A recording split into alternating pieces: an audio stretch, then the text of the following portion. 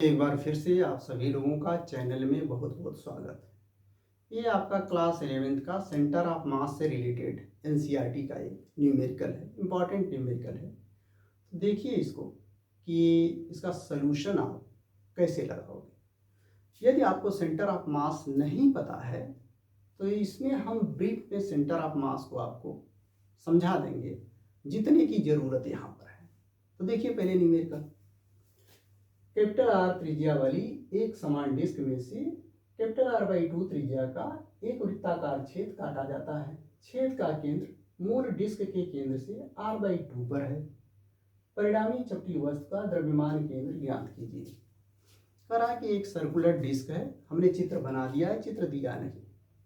जैसे ये कोई सर्कुलर डिस्क है, उसका सेंटर O है और उसकी जो रेडियस है कैपिटल R है। अब करा इसी डिस्क में से R/2 रेडियस की एक छोटी डिस्क यानी होल काट के निकाल लिया जा रहा है। तो जब ये छोटी डिस्क R/2 रेडियस की काटी जाएगी तो इसका डायमीटर तो R के बराबर हो जाएगा, अर्थात जो बड़ी डिस्क की रेडियस है उसके बराबर इसका डायमीटर है। तो ये काट के निकाल लिया गया। कह रहा है ये जो छोटी वाली डिस्क का सेंटर है वो इस मूल डिस्क से R/2 डिस्टेंस पे है। तो आपको बताना है कि जब ये काट के निकाल लिया गया तो जो बची हुई डिस्क है उसका सेंटर ऑफ मास कहाँ पर होगा। अब सेंटर ऑफ मास होता क्या है? सेंटर ऑफ मास किसी ऑब्जेक्ट का वह पॉइंट होता है जहां पर उसका संपूर्ण जो मास होता है वो सेंटर्ड होता है। इससे ये होता है कि हम उस ऑब्जेक्ट को एक तरह से पार्टिकल की तरह ट्रीट कर सकते हैं। जैसे उदाहरण के तौर पे कि मान लीजिए हमारे पास ये कोई ऑब्जेक्ट है और इसका सेंटर ऑफ मास हमने कहा कि यहाँ पर है और इस ऑब्जेक्ट का द्रव्यमान मान लीजिए कि स्मॉल m1 है और ये C1 पॉइंट है। तो हम कह लेंगे कि इस C1 पॉइंट पर m1 एक पार्टिकल है, यानी पार्टिकल की तरह ये हो गया। तो हम यहाँ पर इस पार्टिकल की तरह इसको ट्रीट करेंगे, टू पार्टिकल सिस्टम की तरह। और सेंटर ऑफ मास जो टू पार्टिकल सिस्टम का सेंटर ऑफ मास का जो फार्मूला होता है उसको लगा के निकाल लेंगे। तो देखिए जैसे हमने कहा कि ये एक डिस्क है और कह रहा है कि यहाँ पर इसका सेंटर है R/2 डिस्टेंस पर मेन से। अब सेंटर ऑफ मास आमतौर पर किसी भी ऑब्जेक्ट का ज्योमेट्रिकल जो सेंटर होता है या सेंटर ऑफ ग्रेविटी जो होता है वही होता है, ज्यामिति केंद्र या गुरुत्व केंद्र। बड़ी वस्तु है तो गुरुत्व केंद्र द्रव्यमान केंद्र नहीं होता है। यहाँ पर छोटी वस्तु है तो यहाँ पर इसका हमने कहा कि सेंटर छोटी डिस्क का यहाँ पर है।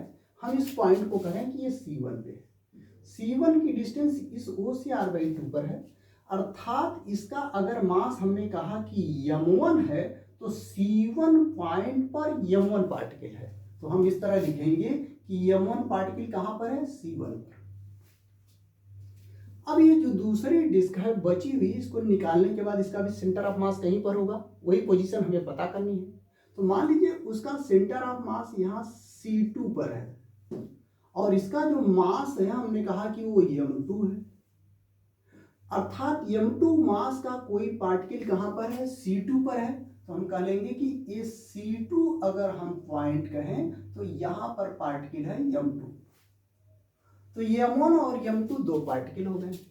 तो इनका सेंटर ऑफ मास पार्टिकल का जो दो टू पार्टिकल सिस्टम का जो फार्मूला होता है सेंटर ऑफ मास का वो लगा लेंगे।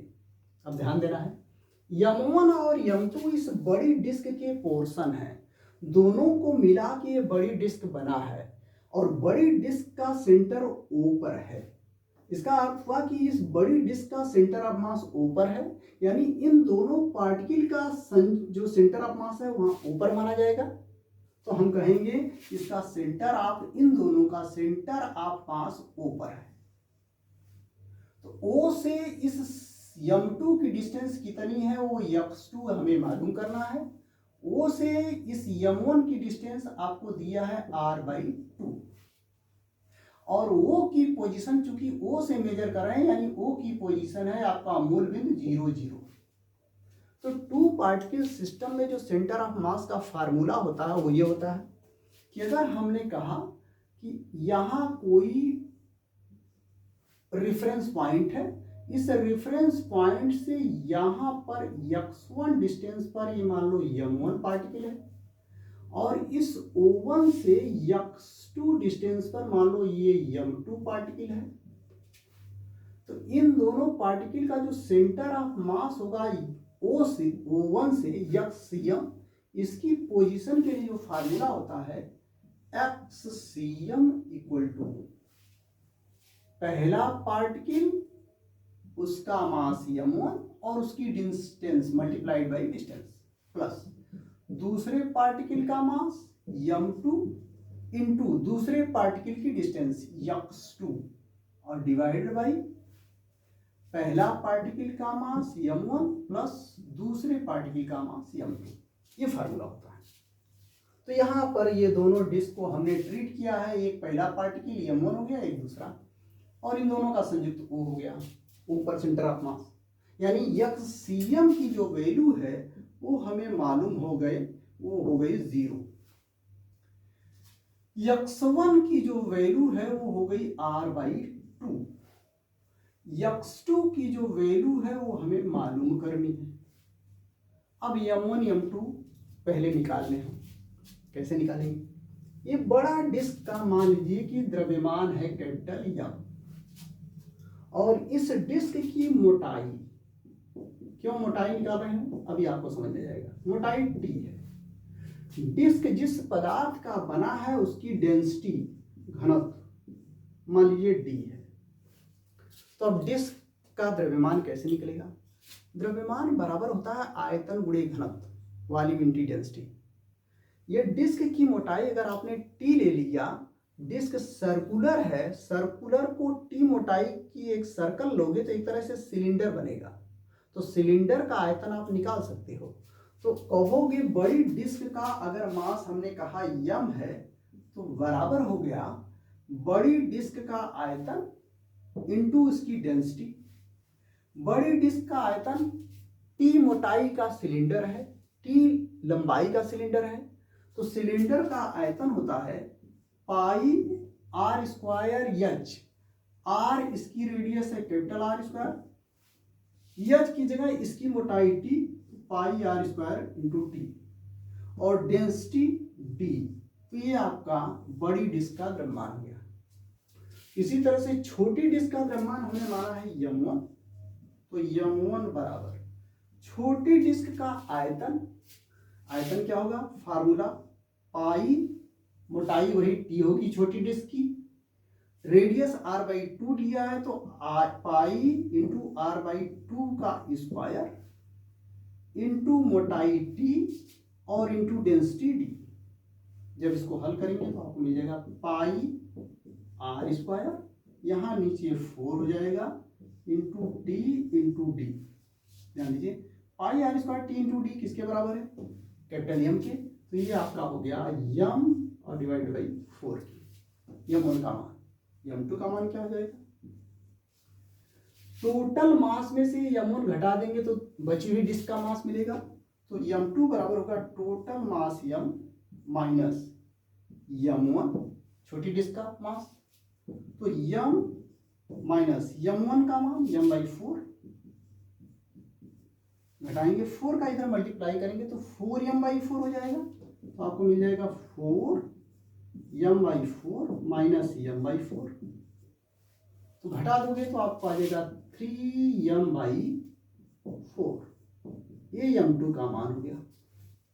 अब जो फार्मूला है उसमें मान रखिए ये वाला फार्मूला xcm, xcm की वैल्यू कितना है? 0 बराबर भाई यहाँ O पर है xcm, O से ही डिस्टेंस ले रहे हैं तो टोटल दोनों पार्टिकल का जो सेंटर ऑफ मास है, इस पूरी डिस्क का जो सेंटर ऑफ मास है वही है, तो 0 पर हो गया। m1 x1, m1 की वैल्यू m/4 इंटू x1 की वैल्यू, x1 का सेंटर यानी m1 का सेंटर C1 है और इसकी डिस्टेंस r/2 है, तो x1 की वैल्यू r/2 रख दिया, प्लस m2 की वैल्यू हमने निकाला 3m/4, ये बची हुई डिस्क का, इसका सेंटर ऑफ मास यहाँ C2 पर है, यही x2 हमें निकालना है, तो x2 लिख दिया divide by m1 plus m2, m1 की वैल्यू m/4, m2 की वैल्यू 3m/4। भाई जोड़ोगे तो 4m/4 यानी m आ जाएगा।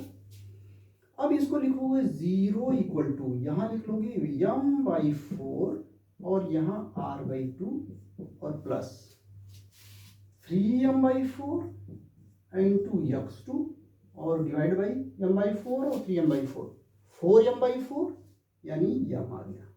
m का इधर मल्टीप्लाई करोगे तो 0 हो जाएगा, तो 0 equal to m/4 into r/2 plus 3m/4 into x2। अब ध्यान दीजिए, हमें x2 चाहिए, इसको इधर लाया तो आपको मिलेगा 3m/4 into x2 equal to, ये इस साइड में आया तो माइनस हो जाएगा m/4 इंटू r/2, m/4 से m/4 कैंसिल हो गया, तो x2 बराबर 3 इधर जाके डिवाइड कर देगा, तो आपका x2 बराबर आएगा r/2, पहले से 3 नीचे आया तो 6 हो जाएगा, तो माइनस r/6। इसका अर्थ हुआ कि x2 की वैल्यू r/6 है, यानी O से r/6 डिस्टेंस पर होगा।